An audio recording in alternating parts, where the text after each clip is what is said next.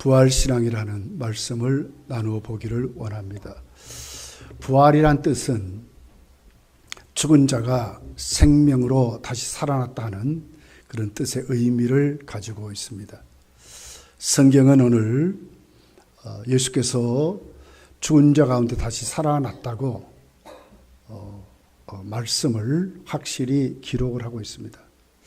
그러면서 그 근거를 오늘 2절부터 보니까 성경대로 그랬어요. 성경대로 예수께서 죽은 자 가운데서 다시 살아나셨다. 왜 죽으셨는가? 우리의 죄짐을 지셨다 그랬어요. 그리고 다시 성경대로 살아났다는 거예요. 근거가 확실하죠. 어떻게 하다가 살아난 것이 아니라 이미 말씀하신 대로, 그것도 1, 2년이 아니라 수백 년 전에 예언된 그 말씀대로, 또 예수님이 오셔서 당신이 직접 말씀한 대로 성경대로 사망 가운데 부활하신, 다시 살아나심을 성경대로 살아나셨다, 이렇게 기록을 하고 있습니다. 이 사실을 믿는 것이 부활신앙입니다. 예수께서 죽은 자 가운데 다시 살아나셨다 하는 사실을 믿는 것이, 막연한 어떤 이야기를 믿는 것도 아니고 신화를 믿는 것이 아니라 진짜 역사적인 사실로 아멘 하는 것이 부활신앙이라고 하는 것입니다. 오늘 우리가 맨 첫 번째 살펴볼 것은 예수께서 부활하신 것이 역사 속에 이루어진 실제적인 사건이었다 하는 것입니다. 오늘 고린도전서 15장은 확실히 2000년 전에 우리 주 예수님이 다시 살아나심을 정확하게 기록을 하고 있는 것을 봅니다. 예수께서 살아나심을 우리가 인간적으로 보면 있을 수 없는 얘기죠. 어떻게 사람이 죽었다가 다시 살아날 수 있겠습니까? 그럼에도 성경은 예수님은 살아나셨다 이렇게 말하는 것입니다. 지금까지 역사 이래로 수많은 악한 사단의 세력이 악한 사람들을 통해서 예수 그리스도의 부활을 믿지 못하도록 우리를 유혹한 이런 사건들이 많이 있었던 것을 보게 됩니다. 무덤을 찾아갔던 여인들이 확실히 보지 않고, 진짜 예수님 거기에 묻혔는데 확실히 보지 않고 그냥 가서 보고 와서 잘못 전했다는 거예요. 그래서 이게 무덤 오인설이라 하는 얘기입니다. 제자들이 자신들이 살려고 예수님 따라 나섰다가 예수님 죽으시니까 모든 희망이 다 끝나버렸어요. 대접받고 지금까지 정말 예수님만 있으면 모든 것이 해결됐는데 이제 예수님이 죽으시니까 모든 희망이 사라지고 절망 가운데 있었다는 거예요. 그러니까 어떻게 합니까? 어떻게 하든지 예수님이 살아나셨다고 말해야 된다.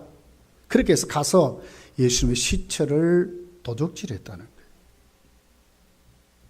이것이 예수님 시체 도거설이라는 설을 그렇게 수많은 사람들이 예수 그리스도의 부활을 못 믿도록 하는 말씀들을 그렇게 기록하는 것입니다. 예수님이 죽으셨는데 진짜 안 죽었대. 무덤에 들어가니까 서늘했다는 거예요. 그러니까 안 죽은 주님이 살아나 버렸다는 거예요. 이것이 기절설이라 하는 얘기입니다. 또 제자들이 너무너무 주님을 사랑하다 보니까 진짜 살아난 것 같이 착각했다는 거예요. 이제 환각설이라는 얘기입니다. 아무튼지 역사이래로 수많은 사단의 세력이 예수 그리스도의 부활을 믿지 못하도록 그렇게 많이 했습니다. 몇 년 전에 여러분 그 다빈치 코드라고 하는, 혹시 여러분 영화를 본 분들도 있을지 모르겠어요. 추리 소설이죠. 이걸 영화로 만들었는데 예수님이 생전에 막달라 마리아와 결혼하고 살았다는 거예요. 자식도 낳았대. 이 소설입니다. 그런데 많은 사람들이 그 소설을 읽고 그 영화를 보고 가톨릭의 나라가 이태리지 않습니까? 근데 그 영화를 가장 많이 본 나라가 이태리입니다. 천주교의 나라, 로마 교황청이 있는 그 나라. 근데 수많은 사람들이 이런 안티 영화를 최고로 많이 봤다는 거예요. 프랑스도 가톨릭의 나라입니다. 그 가톨릭의 나라가 최고로 영화를 많이 두 번째 본 나라였습니다. 얼마 안 있다가 유다복음이라는 것이 발견이 됐어요. 골통품상에서, 이집트의 한 골통품상에서 소설 같은 것이 발견됐습니다. 거기에 보니까 다빈치 코드가 맞다 할 정도로 여러 가지 거기 내용들이 추가된 것을 보는 거예요. 가룟 유다는 누구냐? 예수님이 의도적으로 시켜서 예수 그리스도의 부활을 만들려고 가룟 유다를 자신을 팔도록 그렇게 만들었다는 거예요. 이게 유다복음입니다. 거기에 준해서 여기 보면 특별히 예수의 잃어버린 무덤이라는 우리 그 다이나닉이죠. 그 영화 우리 많이 보셨을 거예요. 그죠? 그 영화를 만든 카메론 감독이 예수 그리스도의 예수의 잃어버린 무덤이라는 영화를 만들었어요. 그 영화의 내용이 이렇습니다. 결국 예수님은 막달라 마리아와 결혼하고 살았다는 거예요. 그리고 이제 유다라는 자식을 낳고 야고보라는 자식을 낳고 그렇게 살고 죽었다는 거예요. 그 예수 그리스도의 그 죽어서 묻힌 납골 땅이 발견됐는데 그 납골 땅의 비석을 보니까 예수라는 이름이 있고 마리아라는 이름이 있고 그의 아들 야고보, 유다라는 이름이 거기 있었다는 거예요. 그러니 예수 그리스도는 죽어서 부활한 것이 아니라 납골 땅에 묻혔다 하는 그런 영화입니다. 그것도 다이나닉이라고 하는 아주 유명한 영화를 만든 감독이 만든 영화예요. 세계적인 영화가 됐습니다. 과연 맞을까? 여러분 당시에 예수님 당시에 마리아라는 이름을 가진 여성들이 전 국민의 25%였습니다. 남자가 요셉이라는 이름을 가진 이름은 14%나 됐습니다. 예수라는 이름을 가진 이름은 전 국민의 50% 이상 됐답니다. 여수와 호세아, 예수 뭐 똑같은 단어죠. 여수와 똑같은 뜻입니다. 똑같은 이름입니다. 그런데 성경은 예수님을 그냥 예수라고 하지 않고 거기 앞에다 뭘 붙이죠? 예수 그리스도라고 붙여요. 수많은 당시에 예수님이라 예수라고 하는 이름을 가진 수많은 사람들 중에 예수님은 다른 분이라는 거죠. 어떤 분이에요? 그리스도라는 거예요. 나의 주 그리스도. 이것이 성도들의 고백이었고 당시 부활하신 주님에 대한 고백으로 성도들은 그렇게 믿고 영접하고 그렇게 살았습니다. 어불성설 같은 얘기죠. 전 국민의 50% 이상이 예수라는 이름을 가졌는데 그 무덤 하나의 비석에 요셉이라는 이름, 예수라는 이름, 마리아라는 이름, 유다의 이름은 당연히 있을 수 있다는 거죠. 앞뒤가 안 맞는 얘기죠. 아무튼지 지금까지도 예수 그리스도의 부활을 희석시키고 악한 사람들이 이것을 못하도록 수많은 학설로 수많은 이유들로 지금도 믿지 못하도록 그렇게 하고 있다고 하는 것입니다. 성경은 확실히 나중 기록된 것이 아니라 그들이 만든 그 학설 이전에 이미 예수 그리스도의 부활을 정확하게 증명을 하고 있어요. 마태복음 27장 64절, 65절, 66절에 있는 말씀입니다. 그러므로 명령하여 그 무덤을 사흘까지 굳게 지키게 하소서. 그의 제자들이 와서 시체를 도둑질하여 가고 백성에게 말하되 그가 죽은 자 가운데서 살아났다 하면 후에 속임이 전보다 더 클까 하나이다 하니 빌라도가 이르되 너희에게 경비병이 있으니 가서 힘대로 굳게 지키라 하거늘 그들이 경비병과 함께 가서 돌을 임봉하고 무덤을 굳게 지키니라. 악착같이 지켰습니다. 군병들과 함께 소문대로 혹시나 예수님의 시체가 없어질까 봐 큰 돌문을 막아놓고 가이사의 도장까지 딱 찍어놓고 절대로 못 훔쳐가도록 군병들이 눈에 불을 켜고 지키도록 그렇게 했습니다. 성경은 거기에 대해서 확실히 기록하는 것입니다.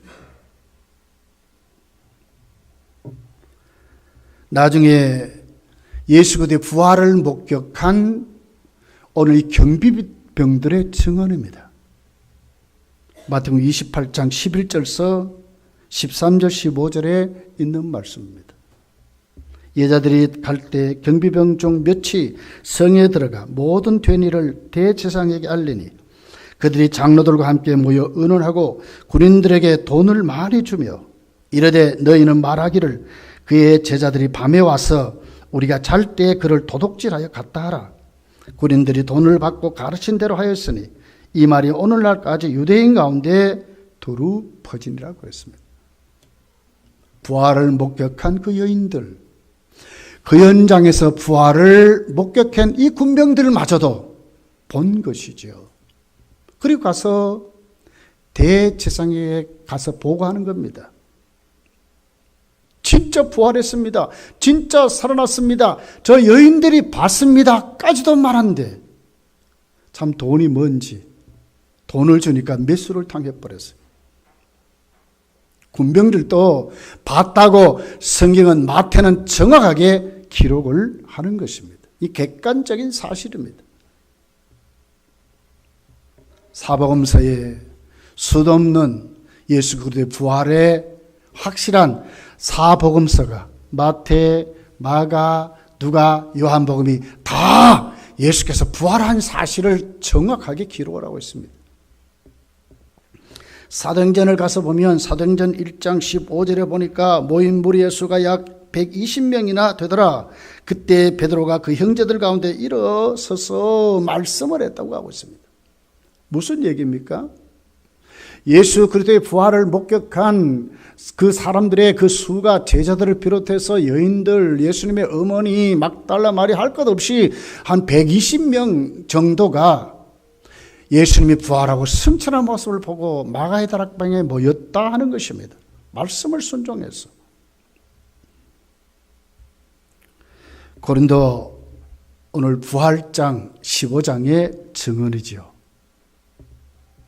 5절부터 이렇게 기록을 합니다. 게바에게 보이시고 후에 12 제자에게와 그 후에 500여 형제에게 일시에 보이셨다. 그런데 지금도 대다수가 살아있다는 거예요. 7절에 보니까 후에 야고보에게 보이셨으며 그 후에 모든 사도에게와 맨 나중에 만삭되지 못하여 난 자 같은 내게도 보이셨느니라. 예수님은 구약의 예언 성경대로 죽으셨다가 성경대로 살아나신 사건을 본 자들을 추리해서 500여 형제가 봤다. 사도들이 봤다. 나중에 자신도 살아계신, 살아나신 예수님을 만났다고 바울은 그렇게 증언을 하고 있습니다. 역사학자 토머스 아놀드라고 하는 옥스포드대의 역사 교수가 역사적으로 진짜 예수님 부활했나? 정말 믿어야 하느냐 안 해야 되느냐? 이게 정말 가짜냐 진짜냐? 연구를 하다가 그가 회개하고 예수를 믿게 됩니다. 왜 회개하고 예수를 믿습니까? 예수님이 부활하지 않았다는 많은 일들, 많은 기록이 있지만 그거보다 수천 배가 예수 그리스도께서 부활하셨다는 사건의 기록이 훨씬 더 다수적으로 많았다는 거예요. 안 믿을 수 없도록 정확하게 예수께서 부활하심을 그렇게 기록한 것을 보고 그가 꿇어 엎드려 회개하고 새 사람 된 내용이 그의 일생의 자서전에 그렇게 기록되어 있습니다. 우리가 오늘 또 그 예수 그리스도의 부활을 보면 중요한 하나의 증인들이 있습니다. 그분들이 누구였습니까? 예수를 위해서 죽은 순교자들입니다. 누가 여러분 가짜를 위해서 죽습니까? 누가 여러분 막연한 것을 위해서 죽습니까? 누가 여러분 앞뒤가 안 맞는 것을 위해서 죽을 수 있습니까? 순교자들은 확실히 예수 그리스도의 부활을 믿고 하나님 주신 그 천국, 그 상급을 바라보고 그들은 순교를 한 것으로 기록되어 있습니다. 수천만 명이 순교했습니다. 지금도 한 해에 수천 사람이 순교를 한다고 그럽니다. 지금도 인도네시아 같은 데 가면요, 수도 없는 분들이 순교를 해요. 지금도 그렇습니다. 아랍권, 여러분 거기에 가면 내가 회개하고 예수를 영접한다 그러면 그 집안에서 그냥 붙잡아가지고 죽여버립니다. 예수를 믿는다고 북한에서 포크레인으로 떠가지고 땅속에 그냥 산 사람을 그냥 묻는 그런 것이 지금도 일어나고 있습니다. 죽인다는데 여러분 죽음보다 더 무서운 것이 어디 있습니까?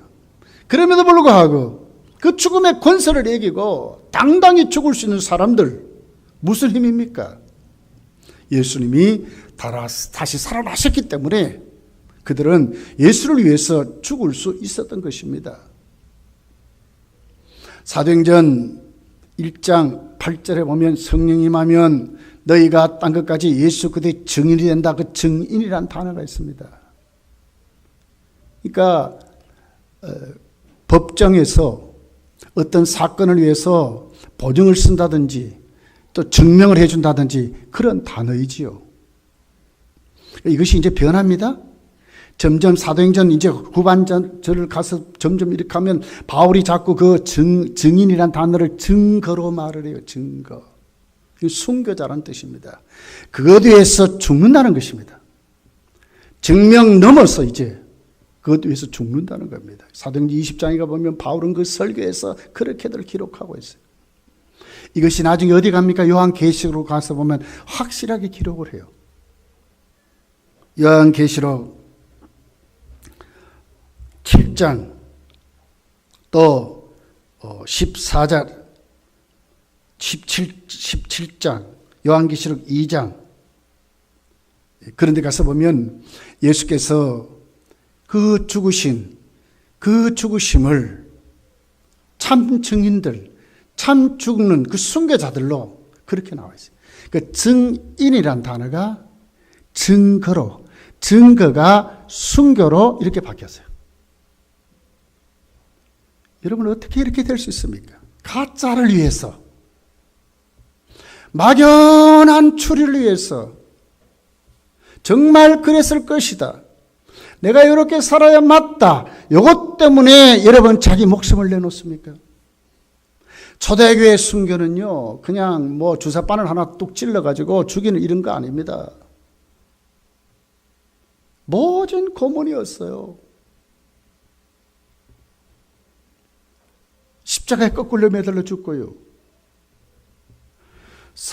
우리 껍질을 다 벗겨서 죽고요.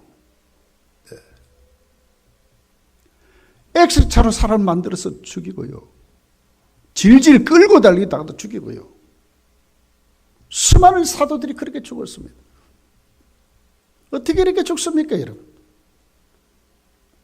진짜 예수 그리스도께서 부활하셨기 때문에 오늘도 주님이 그들과 만나시고 계시기 때문에 그 순교 현장에서 주를 위해서 죽을 수 있었다고 정확하게 기록을 하는 것입니다. 여러분, 예수 그리스도는 확실히 부활하셔서 지금도 하나님 보좌 우편에 계시다가 저리로서 산자와 죽은 자를 심판하러 반드시 다시 오실 것입니다. 이 사실을 여러분 오늘 또 아멘하고 그 믿음 속에 부활 신앙을 가지시기를 예수님 축복합니다. 그렇다면 두 번째로 예수 그리스도의 부활을 우리와 어떤 관계가 있느냐 하는 것입니다. 오늘 2절 말씀은 무섭게 우리에게 말씀하고 있습니다. 자, 우리 한번 2절을 읽어볼게요. 2절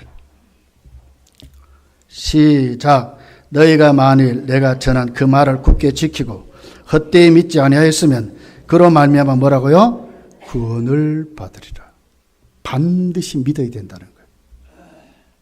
바울이 전한 그 말씀을 반드시 믿어야 구원을 받는데요. 그럼 바울이 전한 그 말씀이 뭡니까? 이게 3절, 4절에 있는 내용이라요. 또 한번 읽어볼게요. 시작. 내가 받은 것은 먼저 너희에게 전하였노니 이는 성경대로 그리스도께서 우리 죄를 위하여 죽으시고 장사 지낸 바 되셨다가 성경대로 사흘 만에 다시 살아나사. 그렇습니다. 예수 그리스도의 십자가의 죽으심과 나와 어떤 관계가 있다고요? 나의 모든 죄점을 담당하시고 성경대로 다시 살아나셨는데 나와 어떤 관계가 있습니까?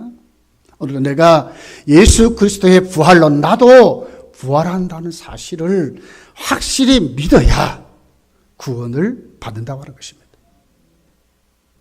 교회 다닌다고 구원 못 받습니다.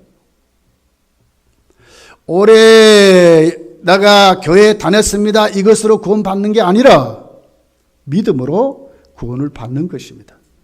뭘 믿어야 됩니까? 예수 그리스도의 십자가와 부활이 나의 죄점을 찌시고 나도 주님같이 부활하심을 믿을 수 있는 그런 믿음으로 세워져야 그 사람이 구원을 받는다고 말씀하는 것입니다.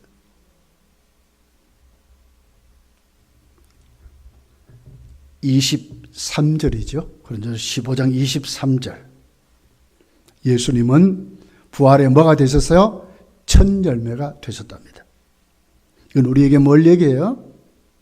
반드시 앞으로 우리 주님이 부활의 첫 열매가 되셨으니 우리도 주님같이 부활하심을 우리에게 말씀하는 내용입니다. 51절서 52절에 보면 그때 모습을 이렇게 기록을 해요. 보라 내가 너희에게 비밀을 말하노니 우리가 다 잠잘 것이 아니요 마지막 나팔의 순식간에 호련히 다 변화되리니 나팔 소리가 나매 죽은 자들이 썩지 않을 것으로 다시 살아나고 우리도 변화되리라. 그렇습니다. 우리의 죽음은 잠을 자는 것 같이 표현을 했어요. 성도는 우리도 죽습니다. 그렇지만 없어지는 것이 아니라 대기하는, 잠을 자면서 언제든지 다시 깨어나는, 죽음으로 설명하지 않고 대기자로 다시 살아나는 것으로 그렇게 오늘 본문이 기록을 하는 거예요. 앞으로 성도는 어떻게 된다고요? 예수님의 부활은 우리와 어떤 관계가 있습니까? 예수 그리스도의 부활을 정말 믿는다면 앞으로 나도 내 미래에, 지금은 아니지만 내 미래에 우리 주님 다시 오실 때에 나도 부활함을 믿어야 반드시 그때 나도 부활할 것을 성경이 말씀하는 것입니다. 뭐 어떻게 부활합니까?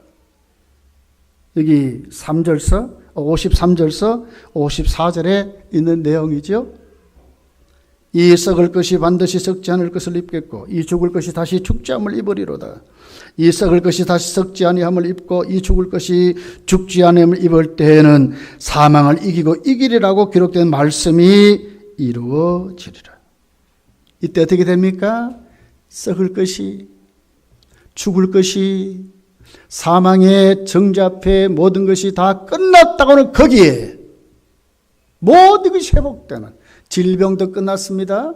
죽음도 끝났습니다. 우리에게 일어날 수많은 고뇌, 근심, 걱정, 염려 모든 것이 사라진 예수께서 첫 열매가 되셨듯이 우리 다 그런 모습으로 부활할 것을 우리에게 말씀하는 것입니다. 믿으시기를 예수님 축복합니다. 반드시 우리도 그렇게 될 것입니다. 그러면 이 부활이 성경은 오늘 우리에게 막연하게 앞으로 우리에게 이루어질 것만이 아니라 오늘 우리에게는 어떻게 설명하느냐 하는 것이죠. 이게 뭐라고요? 오늘 또 이 주님의 부활은 우리에게 임마누엘로 역사하신다는 거예요. 예수님 탄생 때 마태복음 1장 23절에 보니까 보라 처녀가 잉태의 아들을 낳을 것이요 그 이름을 임마누엘 하리라 하셔서 이를 번역한 즉 하나님이 우리와 함께 계시다 함이라 그랬어요. 예수님이 탄생 때부터 예수님 오심은 우리와 이제는 구약의 그 같은 것이 아니라 우리와 함께 오시면 떠나지 않는, 우리와 함께 하시기 위해서 오셨다는 거예요. 예수님 부활 승천하시면서 마태복음 28장 20절에 보니까 내가 너희에게 분부한 모든 것을 가르쳐 지키게 하라. 볼지어다 내가 세상 끝날까지 너희와 항상 함께 있으리라 하시니라. 얼마나 큰 소망이요. 세상 끝날까지, 예수님이 땅에 재림하실 그날까지 우리와 항상 함께 있으리라고 말씀하는 것입니다. 얼마나 우리가 용기를 가지고 담대히 살아야 되는지, 우리가 떠나지 않고 내 삶 모든 영역에 오늘도 나와 함께 하시는 분이 누구요? 예수 그리스도 우리의 주님이심을 말씀하는 것입니다. 예수님 승천하시면서 정말 임마누엘을 이렇게 설명했어요. 자신이 가시면 보혜사 성령을 보내주신다고 말씀했어요. 요한복음 14장 18절부터 보면 고아와 가부같이 외롭게 버려두지 아니하고 너희에게 오리라.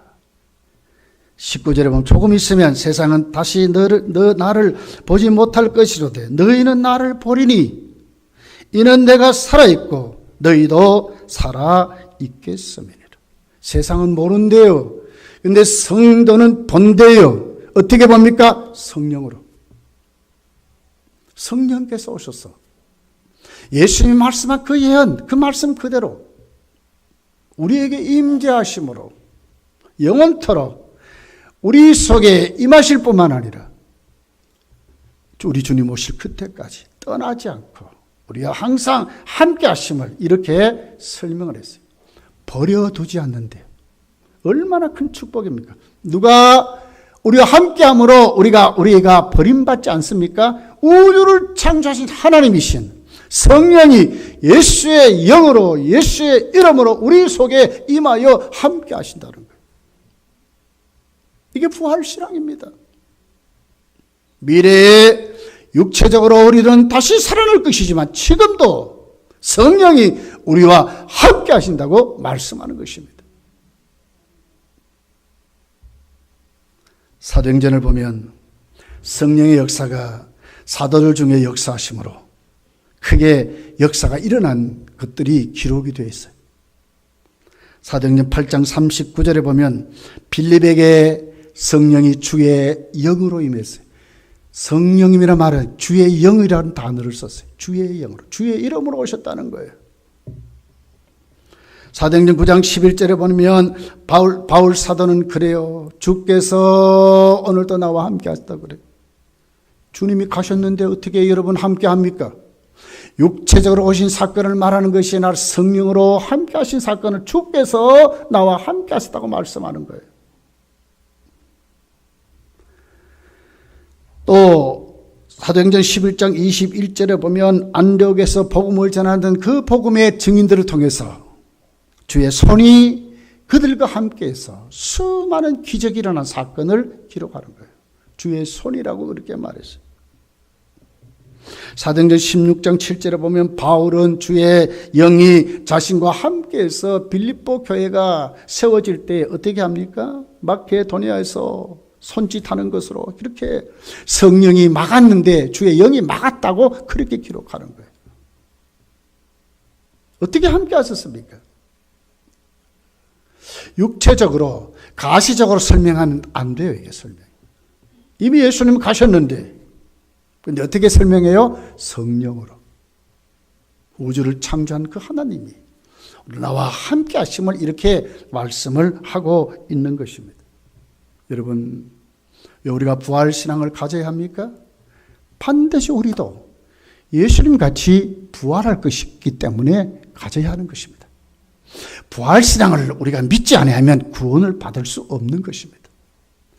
오늘도 그 주님이 나와 성령으로 함께 하시기 때문에 우리 부활신앙을 가지고 살아야 한다 하는 것입니다. 여러분, 부활주일에 여러분의 믿음이 이 같은 믿음으로 쑥쑥 성장해 가시고 더 하나님 은혜가 여러분에게 넘쳐나시기를 예수님 축복합니다. 그렇다면 우리가 부활신앙을 가지고 오늘 우리의 삶을 어떻게 살아야 하느냐 하는 것입니다. 첫 번째로 생각할 것이 반드시 우리가 이긴다는 승리의 확신을 가지고 살아야 한다는 거예요. 죄도 이길 것이고 세상의 소욕도 이길 것이고 넘쳐나는 수많은 정죄도 이길 것이고 사단의 세력도 이길 것을 확실히 믿고 확신을 가지고 살아야 된다는 거예요. 오늘 55절서부터 57절의 내용입니다. 같이 한번 읽어볼게요. 55절부터 시작. 사망아 너의 승리가 어디 있느냐? 사망아 네가 쏘는 것이 어디 있느냐? 사망이 쏘는 것은 죄요 죄의 권능은 율법이라. 우리 주 예수 그리스도로 말미암아 우리에게 주시는 하나님께 감사하노니. 사망보다 더 무서운 것이 어디 있습니까? 사형수도요, 사람을 칼로 찔러 죽이고요, 살점을 찢어가 구워 먹는 그 같은 사형수도요, 사형 날짜가 되어서 사형 언도를 받으러 가면요 한 발자국 뛰는 것도 힘들답니다. 안 죽으려고요. 종종 걸음을 하고요. 그냥 이렇게 그 자기의 그 보폭 그냥 이렇게 하는 것이 아니라 자기 그 신발 문수대로 요렇게 한다는 거예요. 대소변을 줄줄 싸고요. 이게 죽음의 권세입니다. 사망의 권세입니다. 사망이 무엇을 가지고 힘을 얻어 합니까? 죄라 그랬어요. 죄. 그럼 죄는 무엇을 근거해서 우리가 죄인이라고 말합니까? 율법입니다. 힘이 있습니다. 쏜다고 말하는 것입니다. 원문을 보면 이런 뜻입니다. 여러분, 뱀이 말이에요. 아주 독을 가진 아주 무서운 뱀은요, 막 그 이빨에서 그 독이 막 뿜어져 나온다는 거예요. 그리고 그 이빨이 얼마나 독이 갔는지 그냥 한 번 물면 죽습니다. 원문의 뜻은 이런 것입니다. 바로 그 무슨 그 뱀의 그 이빨이 빠진 것, 이 말이에요. 이빨이 빠지면 아무리 무서운 여러분 그 독을 가진 뱀이라도 무용지물이 되는 거예요. 역할을 하지 못해요. 아무리 물어보세요. 죽습니까? 아니죠. 그런 뜻입니다. 사망이 율법의 권세 등을 업고 죄로 수도 없이 쏘아서 인생들을 죽이지만 어떻게 한다고요? 우리가 이긴데 어떻게 이겼습니까? 예수 그리스도로 말미암아 이김을 주시는 하나님께 감사도 하고 있습니다. 이게 부활입니다. 왜 우리가 승리의 확신을 가지고 살아야 합니까? 여러분, 저나 여러분이나 우리도 죄를 짓습니다. 지금도 죄를 짓습니다. 세상 소욕에 무너질 때가 많습니다. 저와 여러분이 여러분, 세상의 미혹을 안 당합니까? 당할 수 있습니다.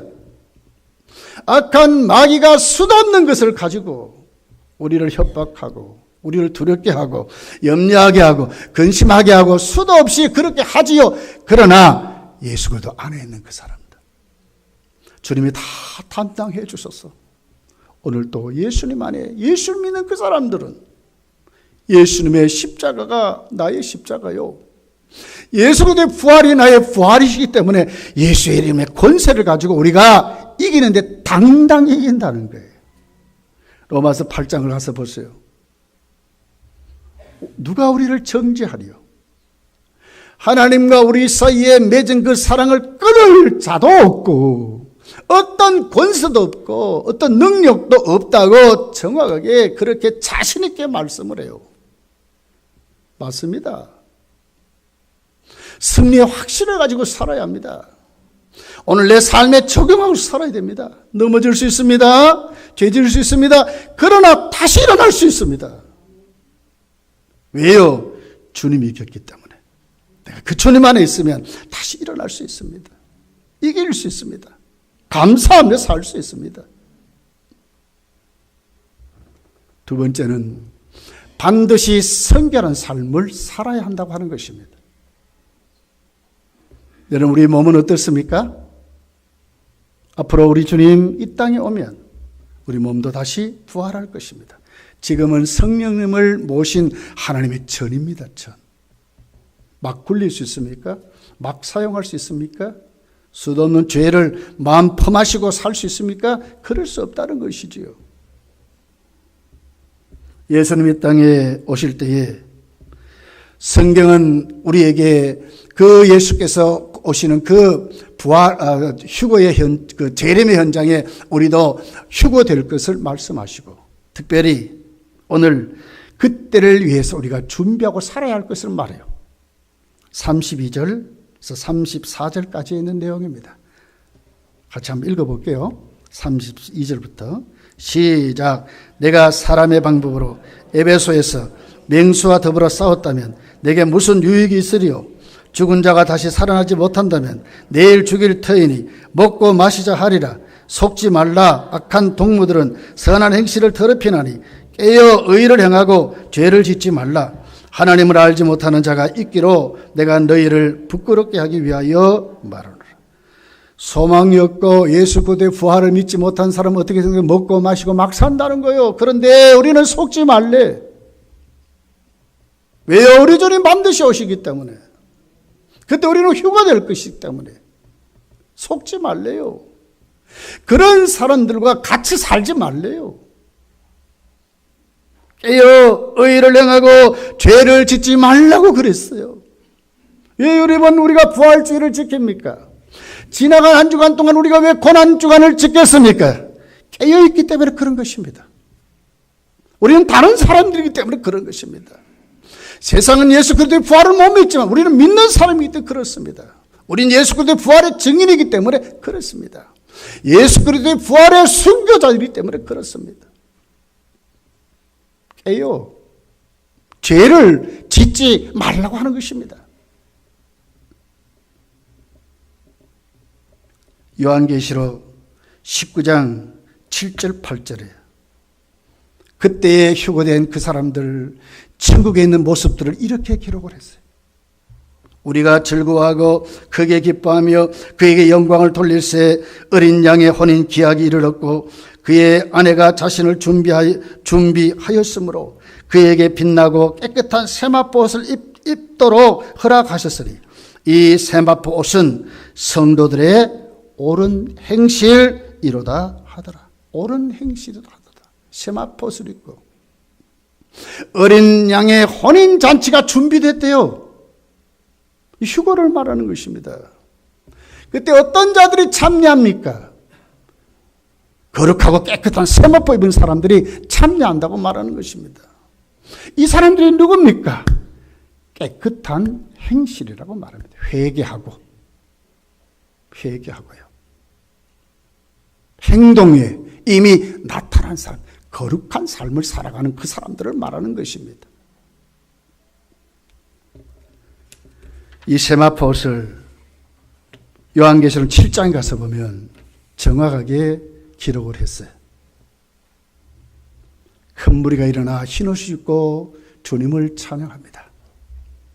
주님을 경배하고 찬송하는 모습들로 기록이 됐습니다. 그런데 그때 그 흰옷 입은 사람들이 어떤 사람인가 장로들이 질문하는 내용이 나는데 거기에 대한 대답을 요한계시록 7장 14절에 이렇게 기록합니다. 내가 말하기를 내 주여 당신이 아시나이다 하니 그가 나에게 이르되 이는 큰 환란에서 나오는 자들인데 어린 양의 피에 그의 옷을 씻어 희게 하였느니라. 어린 양의 피에 그 옷을 씻어 희게 한 사람들, 흰옷 입은 사람들, 어린 양의 피에 씻음 받은 사람들. 요한계시록 22장 14절에 보니까 자기 두루마기를 빠는 자들은 복이 있으니 이는 그들이 생명망에 나아가며 문들을 통하여 성에 들어갈 권세를 받으려 함이니로다. 두루마기를 빠는 사람들, 선한 행실로 회개한 사람들, 그렇게 사는 사람입니다. 회개했다가 또 넘어졌다가 이게 아니고요. 정말 회개한 사람, 그렇게 사는 사람을 말하는 성도의 선한 옳은 행실을 말하는 것입니다. 여러분, 예수님 부활을 우리가 믿는다면 앞으로 우리가 어떻게 살아야 될까요? 이제 성결한 삶을 살아가시기를 예수님 축복합니다.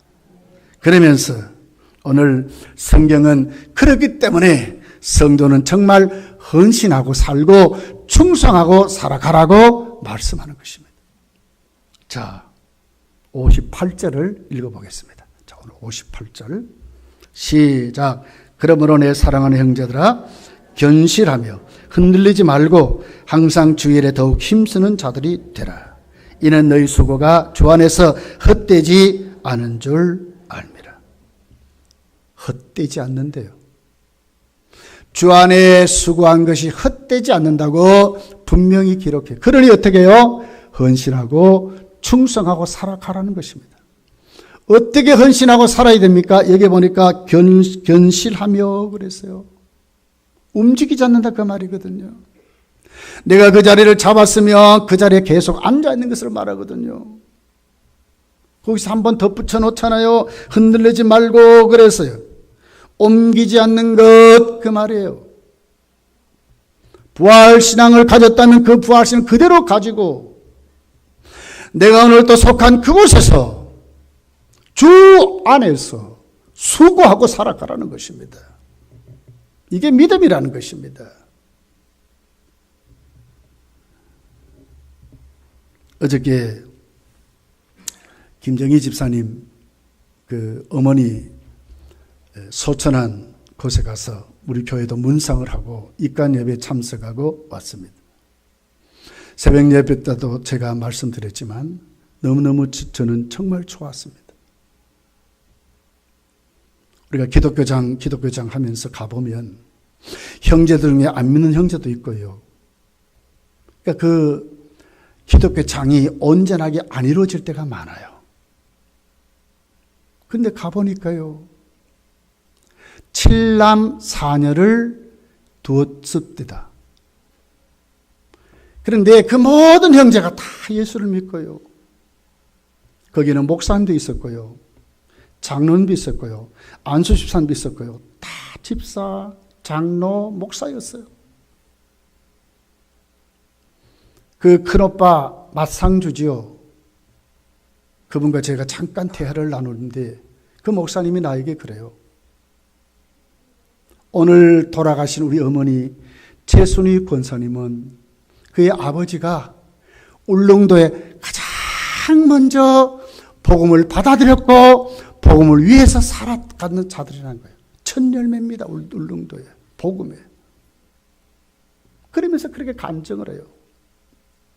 우리 어머니가 일평생 기도하면서 사실 우리 교회 뭐 한두 번 나왔나요? 제가 신방을 가면요. 최순희 권사님 얼굴 보고요. 그 최순희 권사님 음성만 들어도 은혜가 됐어요. 영역이 넘치는 것 같아. 음성 속에. 얼마나 좋았는지 몰라요. 그런데 가보니 진짜 그렇더라고.